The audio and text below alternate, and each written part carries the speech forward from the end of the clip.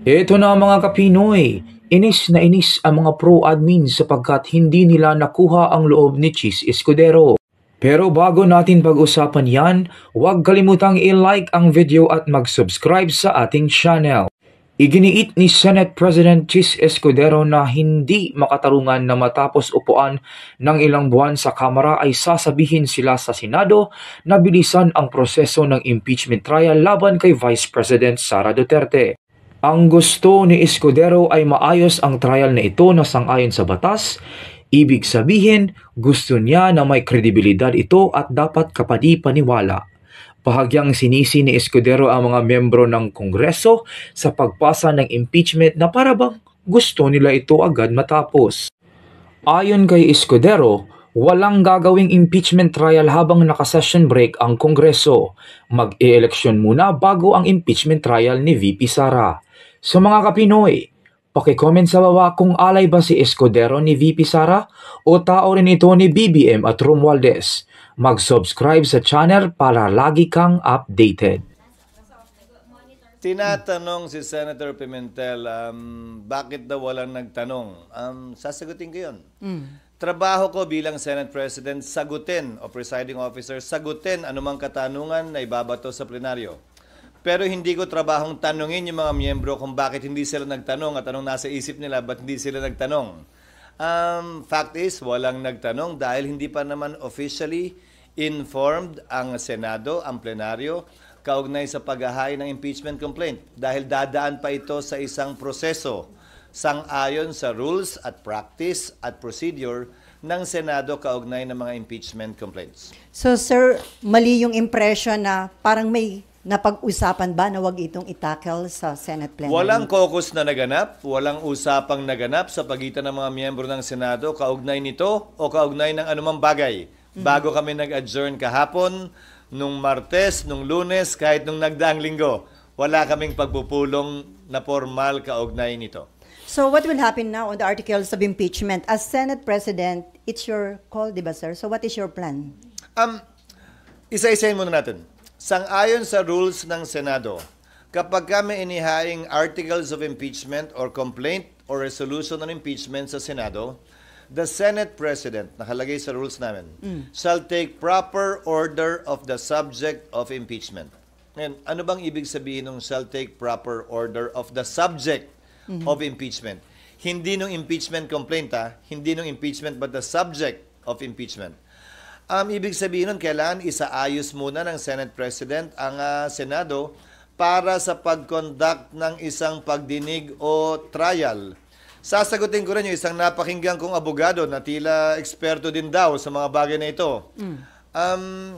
Sabi niya, the Senate shall immediately, ayon sa kanya, sabi ng Constitution, proceed with trial.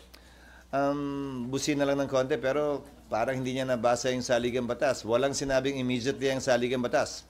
Ang sinabi ng saligang batas ay shall forthwith proceed with trial. Ngayon, kung babalik tanawan natin, bago ko sagutin yung tanong, Sally, kukumpletuhin ko na para... Okay.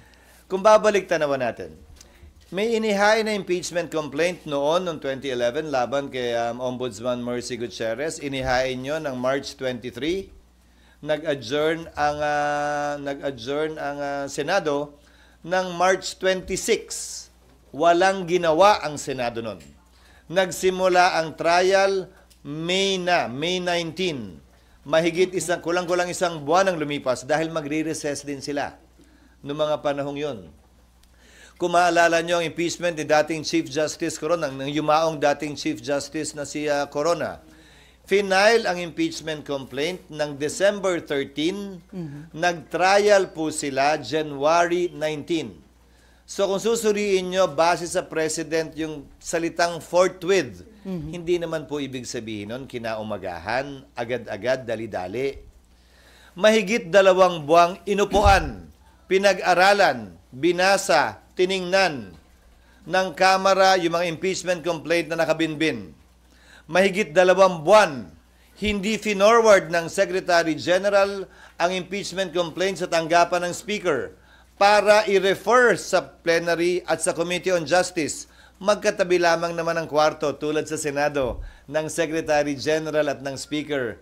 ang Secretary ng Senate at ng Senate President, bakit naman kami bigla sasabihang gumalaw, umakto agad sa loob lamang ng ilang oras? Kung nagpa-banjing-banjing sila gawin ito, siguro wala naman silang basihan ngayon na madaliin kami, lalo na nasa huling araw na ng sesyon. Yan pinadala sa amin, halos mag-aalas 5 pa ng hapon. So, bilang katugunan, gagampanan namin ang aming tungkulin na pwedeng magawa habang recess, kabilang na ang pag-review ng rules ng Senado sa impeachment dahil kailangan po itong i-update. Halimbawa, yung pagkakaroon at requirement ng judicial affidavits, yung pagkakaroon ng probisyon at procedure para mag-hearing sa harap ng commissioner, yung pagkakaroon ng matatag at malakas na pre-trial procedure para swabe na at hindi na komplikado at magulo yung trial proper. Ito ay mga bagong procedure sa Rules of Court na pumasok bago po namin itinalaga yung aming Rules of Impeachment noon na kailangan po naming baguhin. Pangalawa, kailangan pa rin pag-aralan siyempre ng Secretary General ng Senado, ng Secretariat ng Senado, yung impeachment complaint mismo. Tinanggap lamang namin yung kahapon. So dun sa nagsasabing, bakit hindi agad-agad binabasa baba?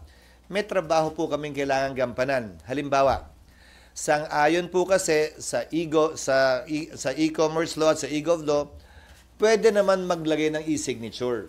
Hindi ba? Sa resolution, sa bill, sa committee report. Pwede ang e-signature dahil hindi po yan verified. Subalit, ang complaint or resolution on impeachment, verified po yan. Pinanumpaan dapat yan sa harap ng Secretary General ng Kamara.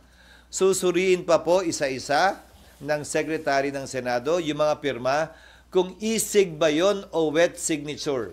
Bawal po ang e-sig. Dahil kailangan pinanumpaan ito. Paano ka manunumpa sa harap ng SecGen kung inutos mo lang yung opisina mong i-affix yung e-sig? Meron naman pong app, gagamit kami ng iba't ibang app para makita at malaman kung e-sig nga ba siya o wet signature.